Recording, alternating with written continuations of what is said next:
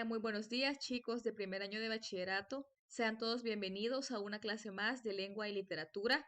Estamos ya en otro jueves, el jueves de la semana 9 de clases y de actividades. Y no quiero dejar pasar la oportunidad de felicitarles por sus actividades desarrolladas del segundo 35%.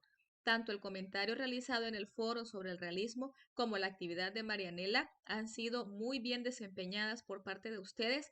Les felicito por su dedicación, por su empeño, por su entusiasmo, por la búsqueda de la calidad en esos trabajos. La verdad es que ya estoy revisando los trabajos de Marianela y están bastante buenos. Les felicito y les agradezco por eso. Y además les invito a que sigan de esa manera y con ese entusiasmo preparándose para su examen de periodo, que ya prácticamente está cerca y que estoy segura que ustedes lo van a hacer muy bien. Nunca pierdan de vista sus objetivos, nunca pierdan de vista el logro de sus metas. Recuerden que estamos ahorita ya frente a la promo 2021 y la promo 2022 en el caso de electrónica. Así que échenle ganas, no se den por vencido y sigan siempre con ese entusiasmo que los caracteriza. El día de hoy en la reflexión vamos a hablar un poco sobre el ejercicio físico. Desde que empezamos la cuarentena, muchos de nosotros hemos pasado más tiempo de lo normal sentados frente a nuestra computadora o en nuestras camas o en nuestros sofás, frente a nuestros celulares, frente a la televisión y hemos dedicado muy poco tiempo a hacer ejercicio. Algunos sí lo han hecho y otros fueron el arrancón, pero luego dejamos de hacer. Pues en realidad el ejercicio físico es muy importante y por eso vamos a leer la reflexión o la frase de hoy que nos dice, el ejercicio no solo cambia tu cuerpo, cambia tu mente, tu actitud y tu humor. Con esto está de más decir que si bien es cierto el ejercicio ayuda a tener una apariencia física atractiva y agradable, también es muy bueno para la salud y nos ayuda mucho a estar activos, a tener una actitud positiva, a tener un mejor sentido del humor. Así que la invitación de este día y de toda la semana que hemos estado viendo qué actividades podemos realizar durante el tiempo que vamos a seguir estando en casa, pues el ejercicio físico es una de ellas. Recuerden que no es necesario ir a un gimnasio o salir a correr todos los días por las mañanas, sino que en nuestra casa podemos hacer actividad física, ejercicio que nos mantenga activos y que nos ponga también un poco más activos, más hábiles y no solamente estar sentaditos o acostados todo el día. Así que la invitación está hecha para que hagamos ejercicio y ahí me incluyo yo también. El día de hoy en el contenido vamos a hablar sobre un tema que se llama la variación lingüística y los cambios semánticos. Es un tema de expresión bastante relacionado con la práctica. Vamos a ver bastantes ejemplos de situaciones que nos pasan en la vida cotidiana y definitivamente este tema tiene relación con uno que ya vimos el periodo anterior, que tiene que ver también con la norma lingüística. Así que será una continuación del tema. Yo espero que les quede muy claro. No olviden quedarse a toda la clase, por favor, y al final hay un espacio para preguntas y respuestas para que usted exprese alguna duda que tenga o algo que no le haya quedado muy claro o algún comentario respecto a los contenidos que hemos estado viendo o respecto al contenido de hoy o incluso también de lo que pasan en la franja del canal 10, ¿verdad? La franja del Ministerio de Educación. Si alguien lo ha visto y le ha quedado alguna duda, pues no dude en expresarla, no dude en decirlo y yo con gusto les voy a leer y les voy a responder. Así que sean todos bienvenidos a esta clase y pongamos muchísima atención al tema de hoy. La variación lingüística y los cambios semánticos. En este contenido prácticamente vamos a ver dos subtemas o vamos a ver dos apartados que son muy importantes y que son relacionados con la parte de expresión. Vamos a iniciar con la parte de la variación lingüística y luego vamos a avanzar a la parte de los cambios semánticos. Lo primero que debemos hacer es mencionar o saber que el español en América es lengua oficial de 18 repúblicas independientes, también es vehículo de comunicación entre la minoría de origen hispano en Estados Unidos y Canadá, y el idioma español no se habla de igual forma, sino que hay distintas variedades lingüísticas. Acá lo importante es que recordemos que los hablantes de una misma lengua forman una comunidad lingüística. Sin embargo, no todos sus miembros hablan de igual manera debido a que las lenguas no son uniformes, sino variables. Independientemente de la lengua de la que estemos hablando o el idioma del que estemos hablando, hay una lengua estándar, pero no todos los hablantes de la misma lengua lo hablamos de igual manera. Hay distintos cambios o hay distintas variedades dependiendo de algunos conceptos que ya vamos a ver más adelante y obviamente en este tema nos vamos a centrar en el caso del español.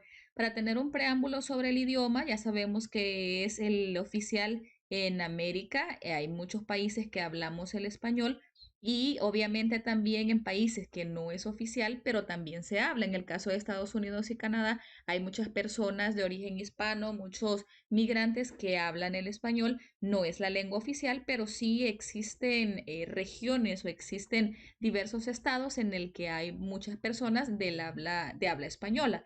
Ahora bien, en este caso, lo que nos interesa estudiar en el tema de hoy es que el español no se habla de igual forma, sino que hay diversas variedades lingüísticas. Ahora, estas variedades lingüísticas surgen dependiendo de algunos conceptos o dependiendo de algunos rasgos o dependiendo de algunas situaciones distintas.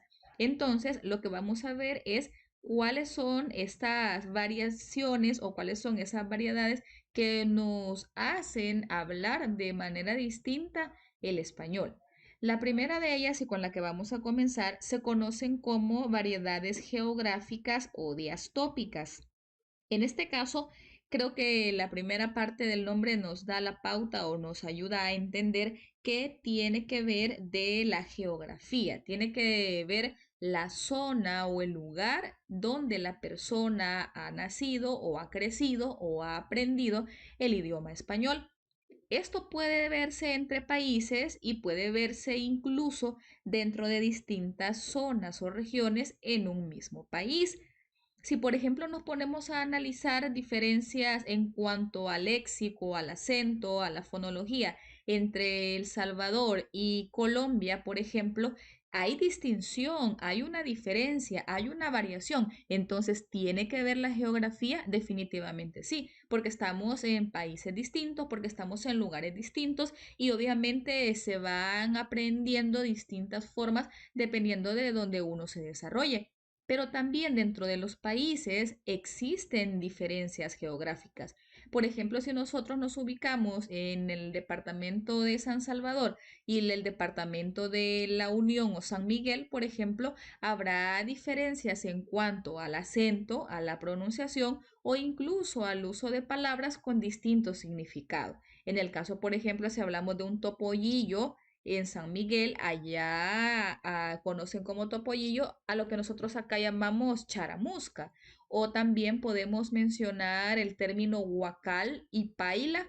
Para nosotros acá en la capital, un huacal es un recipiente grande donde se puede agarrar agua o cualquier líquido y una paila es un platito pequeño donde colocamos una taza. En el caso de San Miguel, para ellos el decir paila es hacer alusión al recipiente grande para agarrar agua o cualquier otro líquido, o sea, lo que nosotros conocemos como huacal.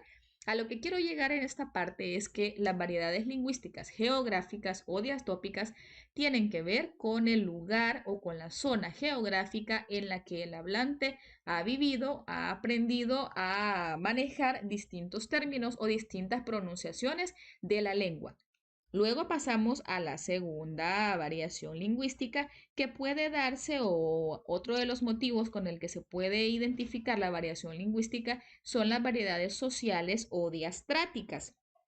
Estas tienen que ver con el ambiente social del hablante, con la parte sociocultural, con la parte de la edad, con la parte de la instrucción o el acceso a educación. ¿Qué quiere decir o cómo lo vamos a identificar? Por ejemplo, si ustedes han leído Cuentos de Barro de Salarrué, el tipo de lenguaje que ahí se emplea o el tipo de variación lingüística que ahí se emplea probablemente sea de una persona que no ha tenido mayor acceso a educación, que su pronunciación o que sus palabras o su léxico utilizado no reflejan mayor formación académica, sino que algunas situaciones agramaticales, mientras que el español estándar, el que nosotros o el que ustedes como estudiantes, como personas que están adquiriendo información de relevancia en cuanto a ortografía, redacción, a vocabulario, ustedes lo pueden identificar como un error o podemos saber que no es lo correcto. Entonces, la variación o el tipo de cambio social o diastrático tiene que ver con la parte sociocultural, la parte de formación académica, la parte incluso de la edad también. Luego pasamos a la tercera clase o el tercer tipo de variedad lingüística que podemos identificar y estas se denominan variedades diacrónicas. ¿Estas a qué hacen referencia? Hacen referencia a la evolución de la lengua, hacen referencia a un momento histórico, a una época o a un tiempo determinado. ¿Qué quiere decir esto? Que las lenguas son cambiantes, que una lengua no se mantiene igual por los siglos de los siglos. Obviamente nosotros, hablando del español, tenemos ejemplos muy claros. Si nosotros leemos un libro que fue escrito hace muchísimos años, habrá palabras que nosotros no conocemos porque ahora ya no las utilizamos, porque ya están en desuso, o habrá palabras que ahora tienen otro significado o habrá palabras que para decirlas ahora ya la decimos de otra manera o incluso esto abarca ámbitos de gramática, de léxico y de ortografía. Por ejemplo, si usted lee un libro de hace muchos años, la palabra fue, por ejemplo, aparecía tildada. La palabra solo aparecía tildada. La palabra este aparecía tildada en el caso de la primera este. También podemos identificar otras palabras como guión que aparecían tildadas o en libros antiguos, pero ahora en la actualidad ya sabemos que la palabra solo, que la palabra este, cuando hago referencia a un pronombre o a un determinante demostrativo, que la palabra guión, que la palabra fue, no llevan tilde. ¿Qué quiere decir? Que la variedad diacrónica ha influido ahí. ¿Por qué? Porque en un momento determinado eran de una manera, pero ahora son de otra. ¿Qué quiere decir entonces? Que hay cambios dependiendo del momento histórico y de la evolución de la lengua, que obviamente también es importante el papel de los hablantes. O sea, nosotros como hablantes también influimos en la modificación de la lengua. Y luego tenemos la última que tiene que ver o que se llaman situacionales o diafásicas. Estas tienen que ver con la situación o un momento particular en el que se da la comunicación. Por ejemplo, si usted está en un evento deportivo con sus amigos, en unos intramuros, en una situación de informalidad, con gente de confianza, usted se expresa, utiliza palabras, utiliza oraciones que probablemente no utilizaría si estuviera en un evento religioso con personas mayores o con sus familiares. Entonces, ¿qué quiere decir? Que la situación, el contexto, el momento influyen para utilizar la lengua de una o de otra manera. Entonces, haciendo una recapitulación, lo que nos interesa conocer de esta parte del contenido es que una lengua es diferente en cuanto a léxico, a pronunciación, a forma de estructurar las oraciones, dependiendo de varias causas o dependiendo de varios motivos. Las lenguas son cambiantes, el idioma no se habla de igual forma en todos los países o en todas las regiones en las que se denomina o en las que se tiene como una lengua de uso cotidiano o incluso una lengua oficial.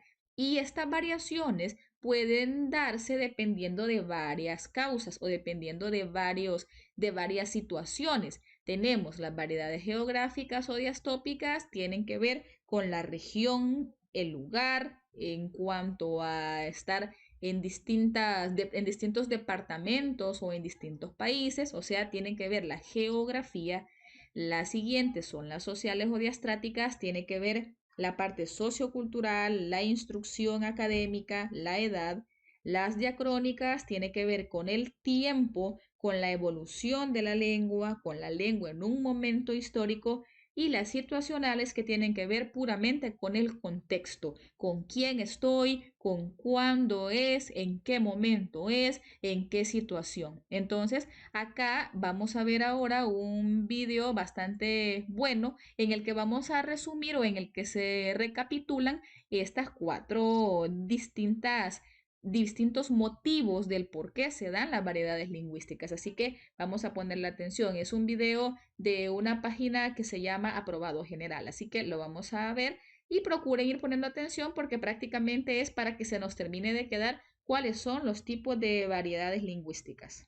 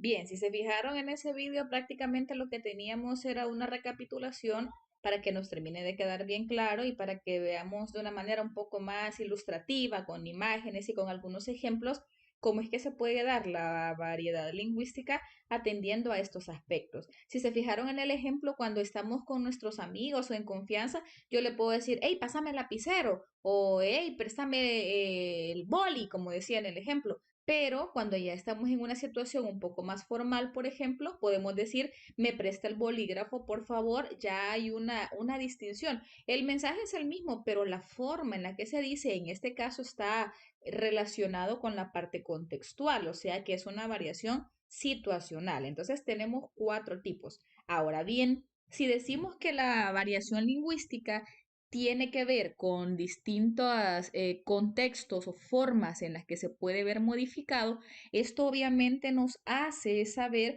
que hay particularidades principales entre países o entre regiones. Por ejemplo, el español que se habla en México, en Centroamérica, en el Caribe, en Colombia, en Chile, no es el mismo.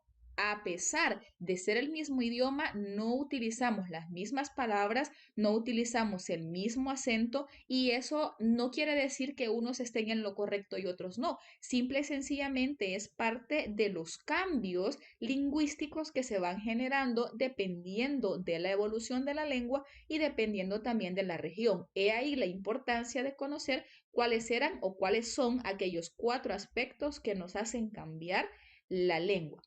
Ahora bien, lo que vamos a ver en el siguiente video es un ejemplo, una aplicación de una salvadoreña llamada Jackie Morales, que ella hace muy bien o imita muy bien distintos acentos. En el libro de texto ustedes van a identificar, yo les voy a decir luego las páginas, tenemos un cuadro en el que nos delimitan o el que nos muestran ejemplos de cómo, según la variedad geográfica, o sea, según el país o la región, tenemos cambios en el plano fónico. El plano fónico tiene que ver con el sonido. Por ejemplo, hay algo que conocemos como el ceseo, que es cuando nosotros utilizamos o decimos como si fuese escrito con S lo que está escrito con Z. Por ejemplo, nosotros en El Salvador no decimos zapato, préstame el zapato. ¿Por qué? Porque no es parte de nuestro acento, mientras que en España ellos respetan muy bien el fonema de la letra Z y dicen zapato, zorro. ¿Y qué quiere decir entonces? Que dentro del plano fónico tiene que ver el sonido. Tenemos el ceseo, tenemos la pronunciación débil de algunas vocales que son átonas, puede ser una aspiración de una letra al final.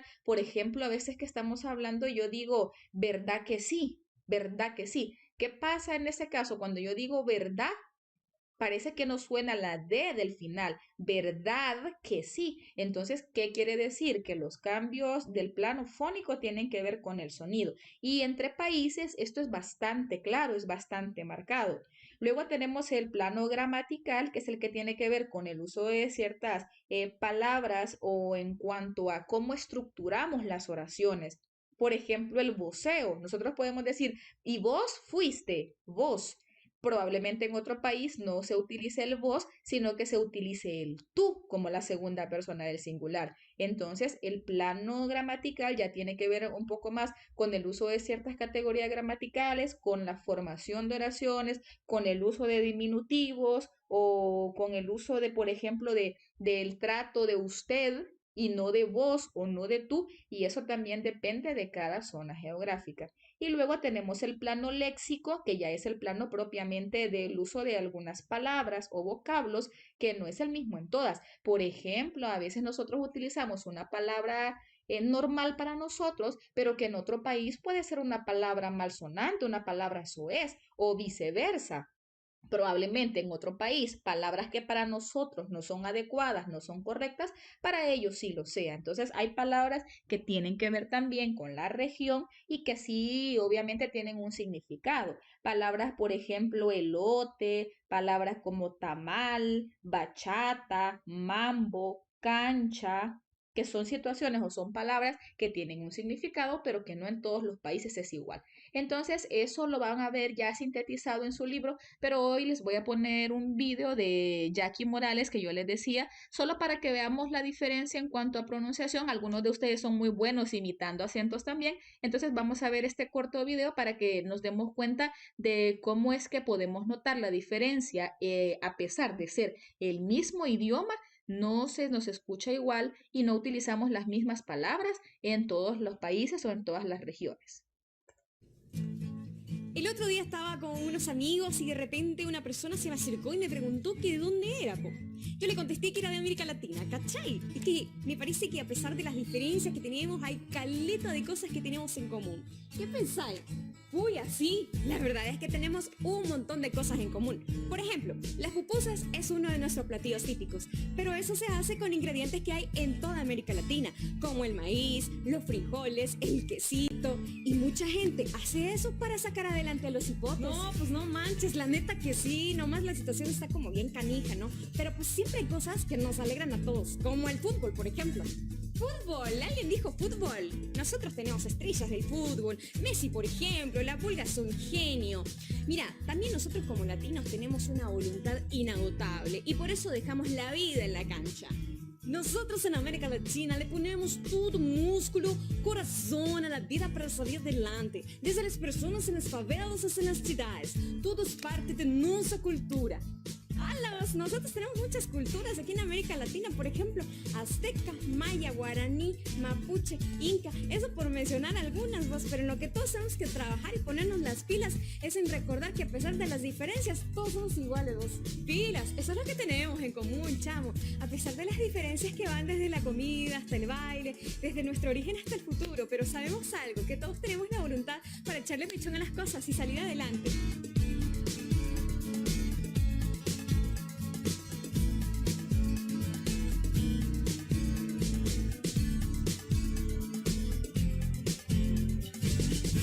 Bien, si se dieron cuenta en ese video, Jackie intentó imitar los acentos de algunos países como Chile, México, El Salvador, Argentina, Brasil, Guatemala, que si se dan cuenta la entonación, el uso de algunos fonemas, el uso de algunas palabras no es igual y a veces es bien común o es bien notorio cuando escuchamos a alguien hablar, automáticamente identificamos, él es de México, o él es brasileño, o él es de Chile, o él es de El Salvador, ¿por qué no decirlo? Entonces, ¿qué quiere decir o a qué queremos llegar con esta primera parte?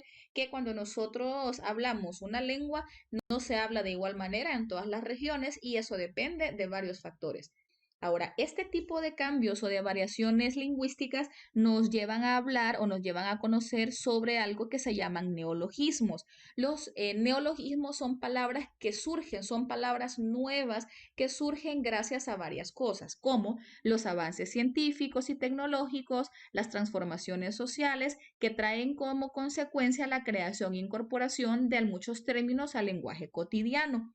Algunos de estos términos o palabras o neologismos tienen validez duradera, o sea que se mantienen en el tiempo y se vuelven muy comunes y no se dejan de utilizar, mientras que otros neologismos son para tiempos limitados. Si se fijan en esta imagen que tenemos acá, tenemos algunas palabras como chatear, wifi, bitcoin, whatsappear, bloguero, tuitear, que son palabras nuevas, son neologismos porque son de reciente incorporación al idioma, en este caso al español. No vamos, por ejemplo, si usted va donde su abuelito o su abuelita y le dice, abuelito, mira, fíjate que voy a whatsappear o estoy whatsappeando, probablemente no nos van a comprender porque son palabras nuevas. Entonces, ¿qué quiere decir? Que los neologismos son palabras que se van incorporando dependiendo de muchos contextos, dependiendo de muchas situaciones. Casi siempre están relacionadas con la parte científica, con la parte tecnológica, con la parte social,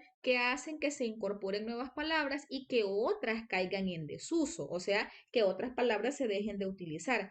Para la creación de neologismos existen diferentes formas o diferentes situaciones que nos pueden dar origen a palabras nuevas. Pueden ser por prefijación, pueden ser por composición del español, pueden ser por préstamos de otros idiomas. Por ejemplo, si tenemos la palabra mouse, si yo tengo la compu y les digo, vaya, fíjense, chicos, que tuve un problema con el mouse, se me arruinó. Usted sabe automáticamente a qué parte de la computadora hago referencia cuando digo mouse, pero eso es un préstamo del inglés, sí, de otro idioma. Entonces, hay diversas formas o diversas situaciones que nos hacen que existan los neologismos. Palabras nuevas o neologismos pueden ser, por ejemplo, si decimos ciclovía, chavismo, autoengaño, biodiversidad, hackear, adulto mayor. Entonces, lo que vamos a ver o lo que ustedes van a terminar de profundizar en este tema es cuáles son las formas en las que los neologismos se pueden crear. Yo les voy a decir después el número de página donde lo podemos encontrar. Pero lo que tiene que quedar claro entonces acá es que los neologismos son palabras nuevas, son palabras que se van incorporando, en este caso al español, dependiendo de diversos factores que pueden ser científicos, tecnológicos o sociales.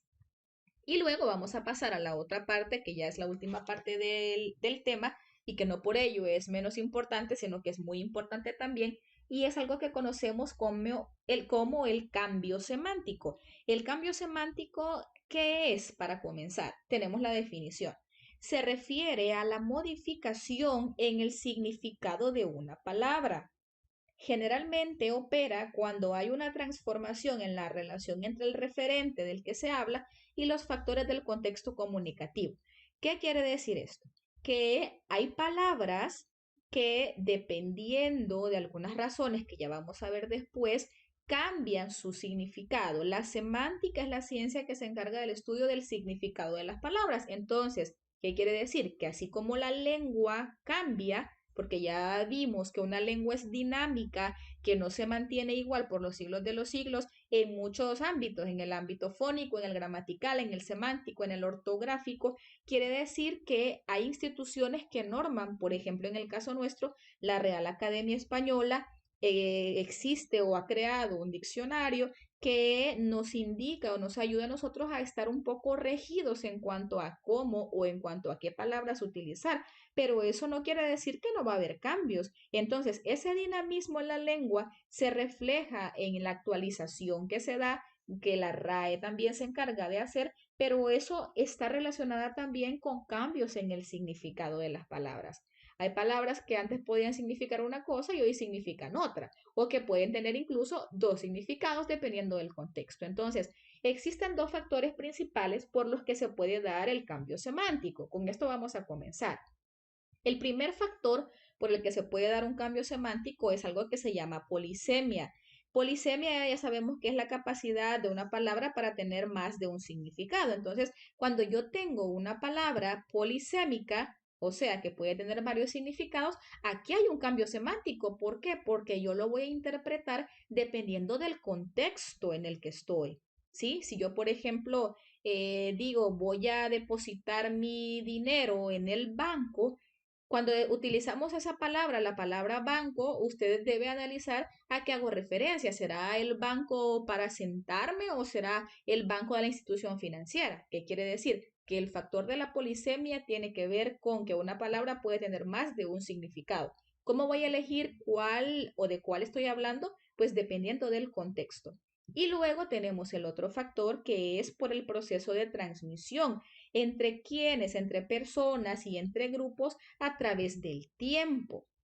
¿Por qué? Porque si, por ejemplo, hay una palabra que de generación en generación se viene manteniendo igual con el mismo significado, va a llegar hasta nuestros días o va a seguir avanzando igual. Pero ¿qué pasa si hay una distorsión o si alguien genera un cambio en la palabra, en su significado? Probablemente se empiece, tal vez no a deformar, pero sí a cambiar. Y eso va a generar un cambio en el significado también de la palabra que probablemente se puede interpretar de una forma o de otra, pero eso depende de la transmisión que se da de generación en generación.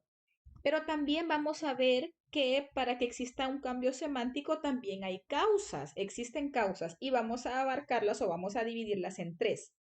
Causas lingüísticas, causas históricas y causas psicológicas. Parece tan normal o tan común que uno podría pensar, ah, no, hombre, si solo se cambia. Sí, pero no es o no se dan por el azar, no se dan solamente porque sí, sino que existen diferentes causas. La primera de ellas, que son las causas lingüísticas, estas se dan porque son cambios propiciados por palabras cercanas. Vaya, por ejemplo, si hablamos de la palabra puro, hacemos referencia a algo que es libre de mezclas, algo que es, digamos, que no está contaminado, a que es limpio. Pero también, por ejemplo, si yo digo puro, puedo hacer referencia a otra cosa. ¿Sí? ¿A qué puedo hacer referencia cuando digo a puro? Puro es algo limpio, algo que esté cristalino, pero también puro puede ser el cigarro de hojas de tabaco. Entonces, ¿qué quiere decir? Que cuando yo tengo o hablo de un cigarro puro, quiere decir que está hecho directamente de hojas de tabaco, pero el contexto es el que me va a ayudar para saber de qué estoy hablando. Entonces, causas lingüísticas tienen que ver con el uso de palabras cercanas.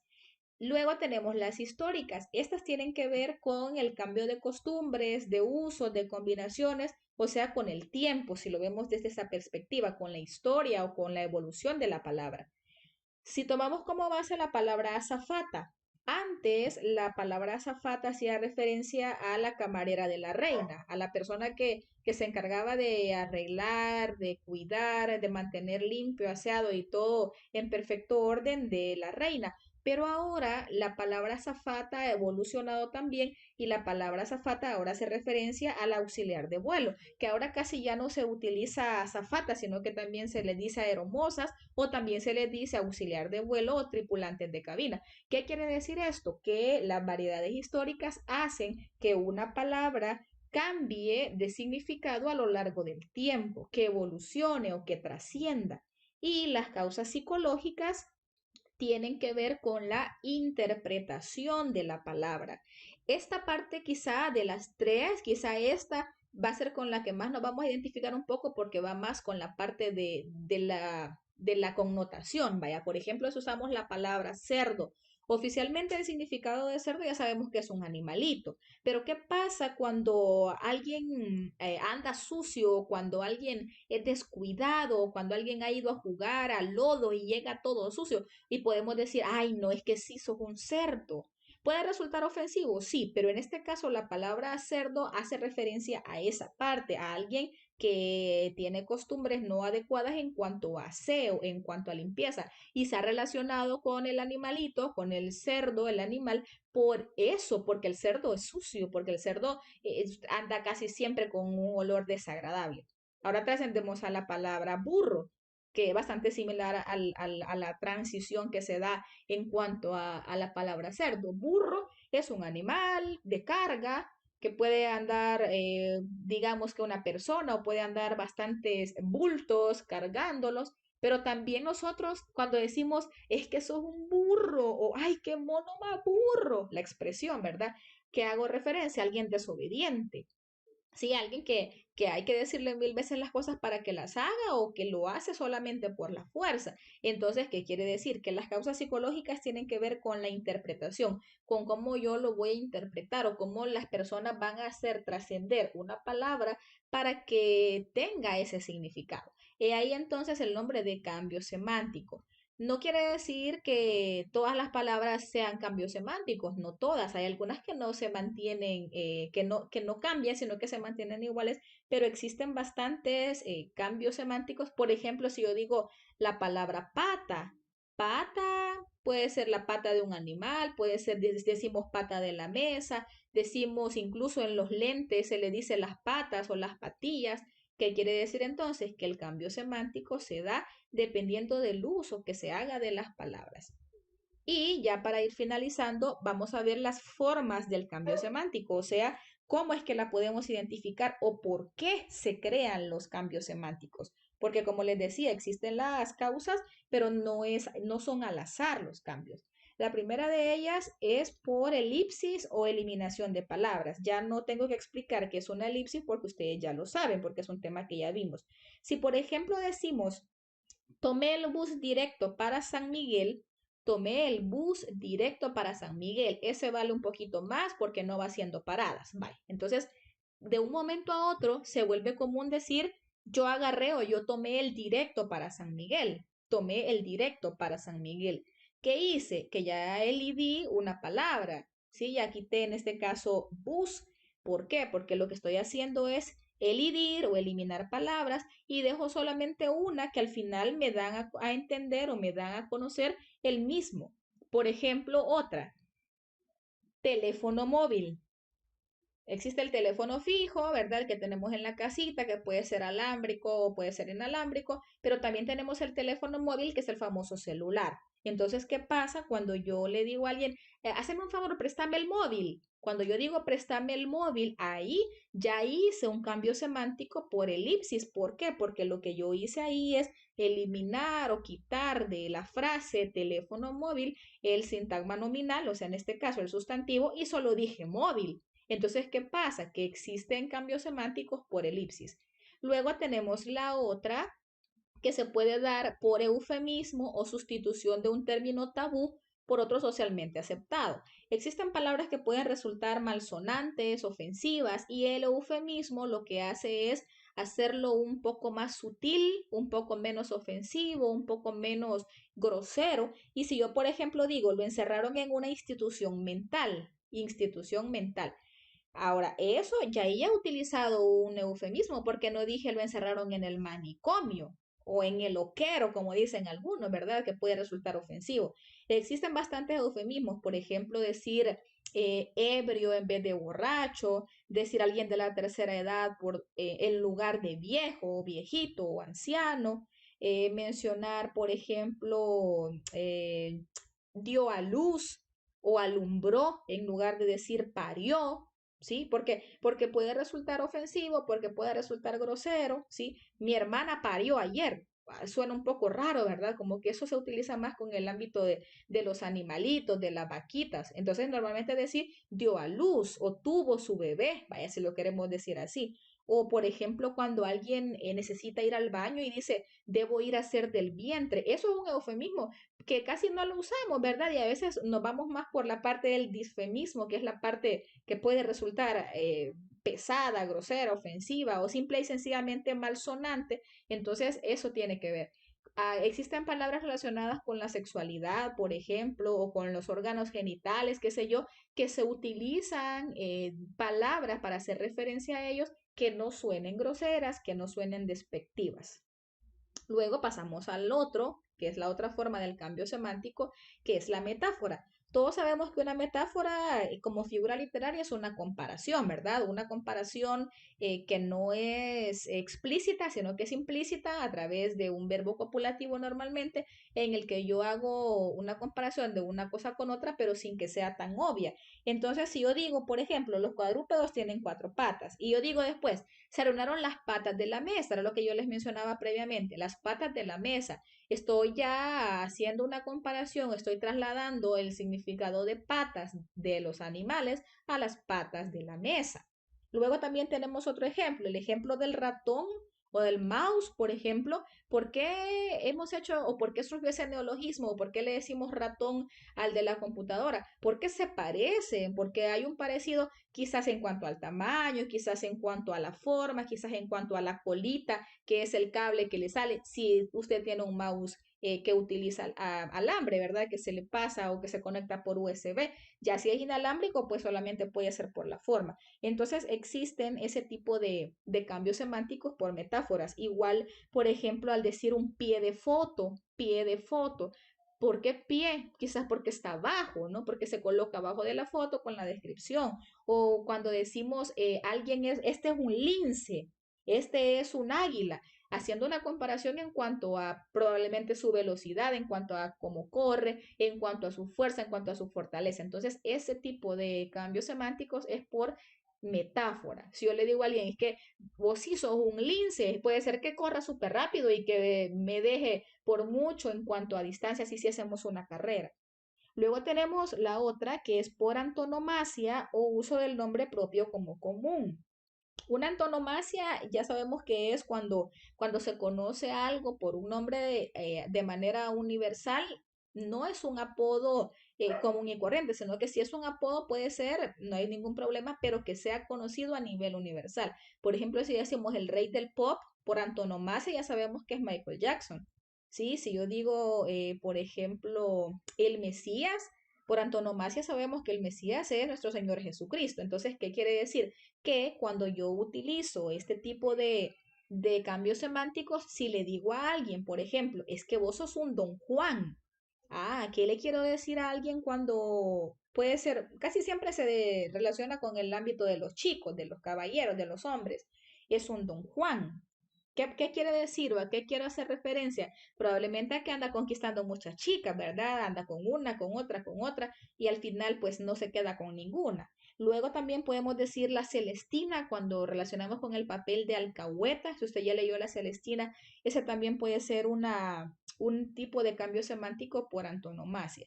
Y luego tenemos el último que se da por etimología popular o error auditivo. En este caso, tiene bastante que ver con la interpretación de la palabra y porque a veces nosotros no comprendemos bien las cosas y por desconocimiento cometemos algunos errores que se vuelven comunes y que se transforman en cambios semánticos. Por ejemplo, la palabra cuando decimos arrellanarse significa sentirse seguro, sentirse a gusto, pero como tiene bastante parecido con lleno, entonces a veces se utiliza como sinónimo de llenarse o rellenar, pero decir rellenar y decir a rellenar no es lo mismo. Pero a veces por error auditivo, porque yo así lo escuché o porque a mí me parece que así es, entonces cometemos el error. Otro ejemplo puede ser la palabra inhumar.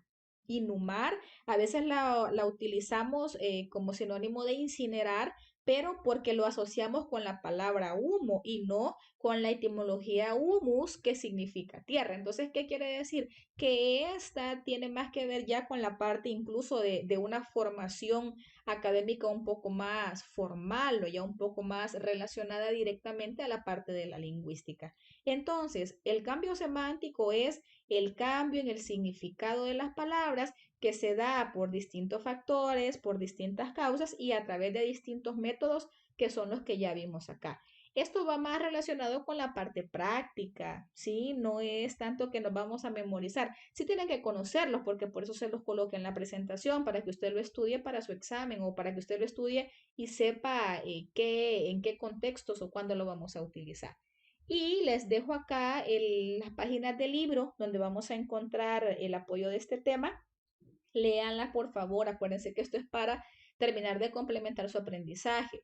190, 191 y 192. Esas tres son las páginas que usted debe leer, que debe estudiar, que debe terminar de entender o terminar de releer para que usted termine de comprender la clase que yo acabo de dar. De igual manera, recuerden que si les surgiese alguna duda en un momento determinado, pues me la pueden hacer sin ningún problema.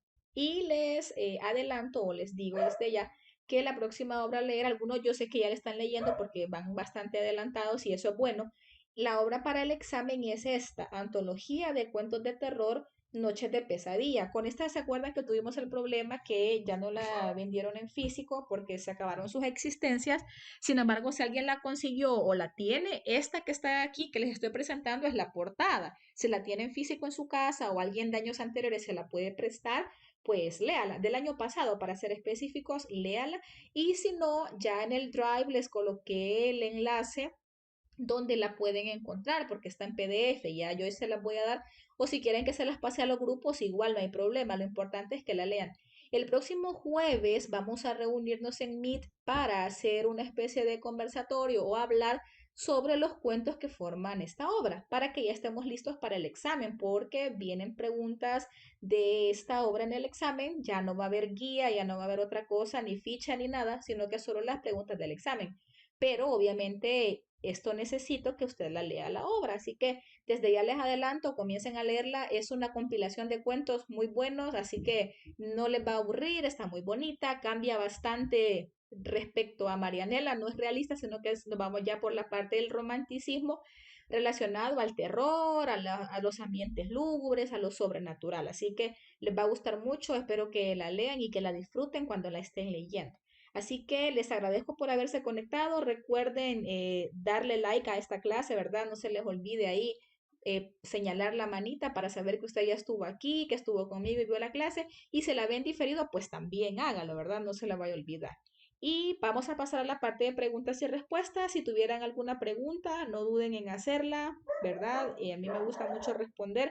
Y si no hubiesen dudas, ya saben, también díganme, señor, todo está claro, me gustó esta parte, no me gustó esta parte, me identifiqué con esto, yo puedo imitar los acentos de los argentinos o de los colombianos. Hay muchos de ustedes que imitan perfectamente acentos de otros países. Entonces, eso tiene que ver con las variaciones lingüísticas. Así que espero leer sus comentarios y sus despedidas. Gracias por haberse conectado conmigo. Éxitos en el examen desde ya y nos volvemos a reunir el próximo jueves. Vamos a pasar a la parte entonces de preguntas y respuestas.